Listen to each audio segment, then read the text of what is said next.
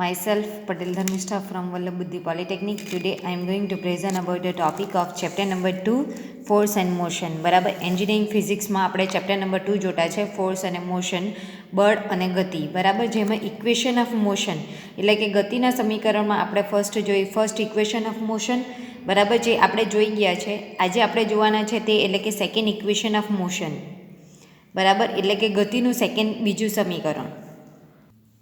Second equation of મોશનમાં તમને કીધું છે કે સેકન્ડ ઇક્વેશન ઓફ મોશન, બરાબર, તો ગતિનું બીજું સમીકરણ આપણને શું કહે છે? તો ગતિનું બીજું સમીકરણમાં તમને કીધું છે કે ધારો કે ટી સમયમાં પદાર્થના કણ, બરાબર, પદાર્થનો કણ ડી જેટલું અંતર કાપે છે.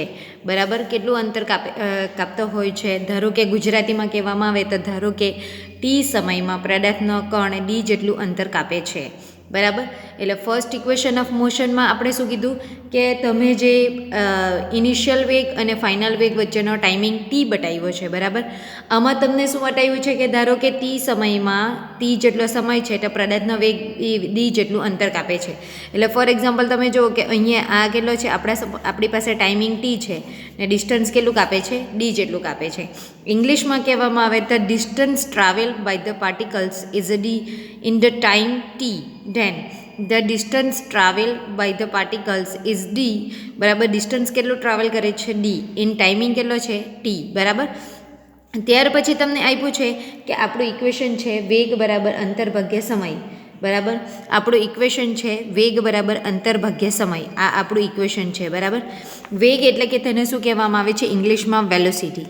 શું કહેવાય ઇંગ્લિશમાં? વેલોસિટી. અંતર એટલે કે ડિસ્ટન્સ ડિવાઇડેડ બાય ટાઈમ. બરાબર, એટલે શું થવાનું તમારું? વેગ બરાબર અંતર ભાગ્યા સમય. આપણું શું છે સૂત્ર? વેગ બરાબર અંતર ભાગ્યા સમય. વેગ એટલે કે velocity equal to distance divided by time. બરાબર, વેલોસિટીને આપણે શાનાથી બતાવ્યું છે? તો વેલોસિટીને આપણે કેટલું બતાવ્યું છે? ડીથી બતાવ્યું છે. શાનાથી બતાવ્યું છે? ડીથી બતાવ્યું છે. બરાબર, વેલોસિટી આપણી કેટલી છે? ડી.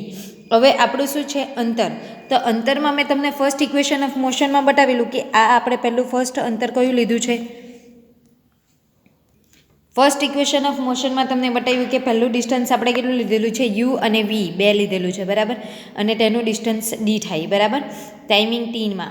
હવે velocity equal to distance divided by time. વેલોસિટીને શાનાથી બતાવ્યું છે આપણે? ડીથી બતાવ્યું છે. બરાબર, ડિસ્ટન્સ.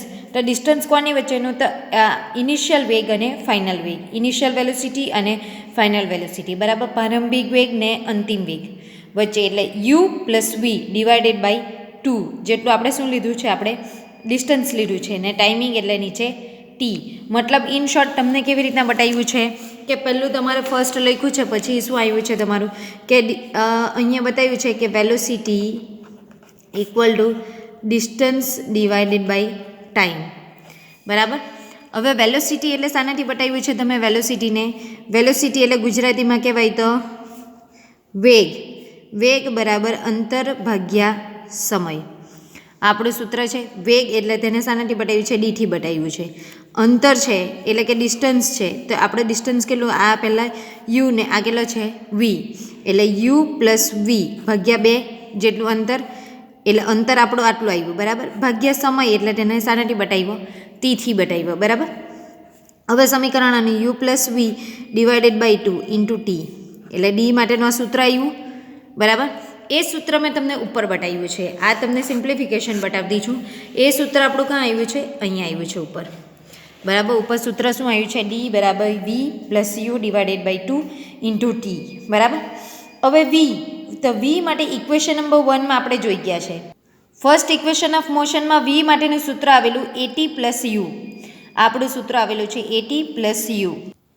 એટલે આપણે વી માટેનું સૂત્ર ક્યાંથી લાવ્યા? તો વી માટેનું સૂત્ર આપણે શું લીધું કે એટી પ્લસ યુ. બરાબર, આ જે છે તે ઇક્વેશન નંબર 1 ઉપરથી આવ્યું. ફર્સ્ટ ઇક્વેશન ઓફ મોશન છે તેમાં વીની વેલ્યુ શું આવેલી છે? At plus you. એટલે અહીંયા યુ પ્લસ એટી લખેલું છે, કંઈ નહીં. એટલે આપણે શું લખવાનું? A T plus U divided by 2 into T આવ્યું. બરાબર, ત્યાર પછી શું આવ્યું કે ડી બરાબર યુ 2 વાર છે એટલે 2u plus A T divided by 2 into T. બરાબર, સિમ્પ્લિફિકેશન જ આપેલું છે. પછી ડી આવ્યું. હવે યુને 2ને સેપરેટ કરીએ એટલે 2u divided by 2 plus A T divided by two, બંનેમાં ટુ નીચે આવવાનું, બરાબર. સિમ્પ્લિફિકેશન તમને આપું તો 2u divided by 2 plus 80 divided by 2 આવ્યું, બરાબર. ચાલો 2u છે એટલે બંને બાજુ આ 2ને કેન્સલ કરી દીધું, બરાબર. એટલે u પ્લસ 80 ડિવાઇડેડ બાય 2 આવ્યું, આટલું આવ્યું ને અહીંયા ટી છે, ટીને અંડર મલ્ટિપ્લિકેશન કર્યું એટલે આપણું સૂત્ર શું આવ્યું, ut plus A T square divided by 2 આવ્યું. એટલે અહીંયા ઇનશોર્ટ સૂત્ર તમારું શું આવ્યું છે, ut પ્લસ 1/2 એટી સ્ક્વેર, 1/2 એટલે આને કાઢી લીધો છે 1/2, બરાબર. ઇન શોર્ટ એકદમ ઇઝી છે તમારું સેકન્ડ ઇક્વેશન ઓફ મોશન, બરાબર.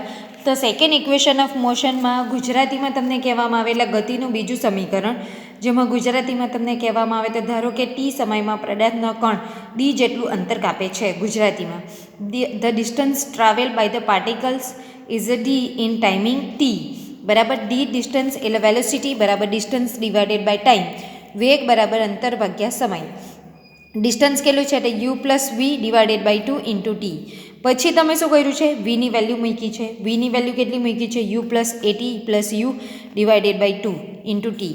હવે યુ બે વાર છે એટલે 2u plus A T divided by 2 into T, બરાબર. પછી એનું સિમ્પ્લિફિકેશન આપ્યું છે તો લાસ્ટમાં તમારું સૂત્ર આવશે A T plus 1/2 U T plus 1/2 A T square.